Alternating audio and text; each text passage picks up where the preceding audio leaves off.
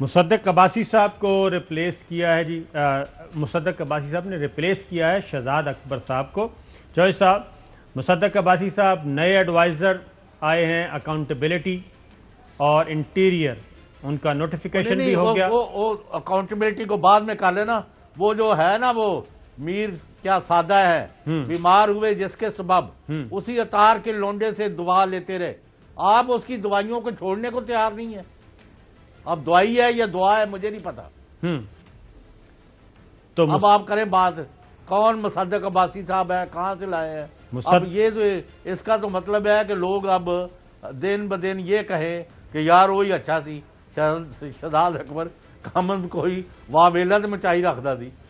مصدق عباسی صاحب آئے ہیں چودھری صاحب، یہ نیب کے ریٹائرڈ ڈی جی ہیں، تقریباً 10 سال پہلے ریٹائر ہوئے، اور ان کی آخری جو پوسٹنگ تھی وہ تھی D G NAB as awareness and prevention, یہ تھا، اور ان کا تعلق زیادہ تر امکان ہے کہ ہے ہزارہ ڈویژن سے، اور مسلم لیگ نواز کے سابق گورنر مہتاب عباسی صاحب اور اس طریقے سے عباسی فیملی سے ہیں، ظاہر ان کے ساتھ رشتہ داری بھی ہے، تو کافی تگڑے قسم کے افسر گنے جاتے ہیں۔ اور نیب کے ہی ریٹائرڈ افسر کو اکاؤنٹیبلٹی کا جو ایڈوائزر لگایا ہے، اس کی ریزن چوہے صاحب یہ بتائی گئی ہے کہ نیب کے اندر بھی کچھ ایسے لوگ موجود ہیں جو کہ کوآپریٹ نہیں کرتے اور رکاوٹیں کھڑی کرتے ہیں، وزیر اعظم عمران خان کے ویژن کے مطابق آگے نہیں چلتے۔ پچھلے دنوں کچھ ڈی جی نیب جو ہیں وہ تبدیل بھی کیے گئے، ری شفلنگ کی گئی ہے، اور جو بہت زیادہ دیر تک بیٹھے تھے ان کو یہاں پہ لاہور بلایا گیا، لاہور والوں کو کہیں اور بھیجا گیا، یہ بھی ایک سلسلہ چل رہا ہے۔ تو مصدق عباسی صاحب کو لانے کا مطلب یہ ہے کہ نیب کے اندر کے معاملات بھی ان کی نظر میں رہے ہیں، اور اب بڑے اچھے طریقے سے وہ، اور پھر ریٹائرڈ ہیں آرمی کے سینئر بریگیڈیئر ریٹائرڈ ہوئے ہیں ظاہر ہے، اور بہت عرصہ پہلے، تو اس سلسلے میں بھی ان کو کچھ فیور مل سکتی ہے۔ اچھا، دو باتیں، ایک تو فوج سے جو ریٹائرڈ ہے نا وہ ریٹائرڈ ہے ایک جی، اور دوسرا یہ آپ سے پوچھنا تھا، آپ چونکہ زیادہ سمجھ بوجھ رکھتے ہیں ان معاملات کی،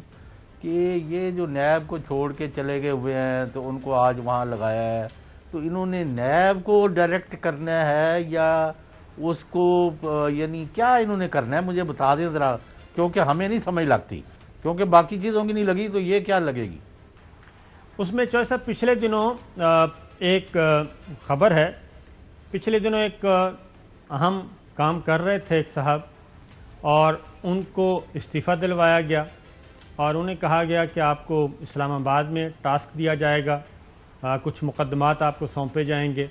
وہ ادھر آئے، ان کا نوٹیفیکیشن بھی ہوا، لیکن کہا جاتا ہے کہ نیب نے ان کے ساتھ تعاون نہیں کیا،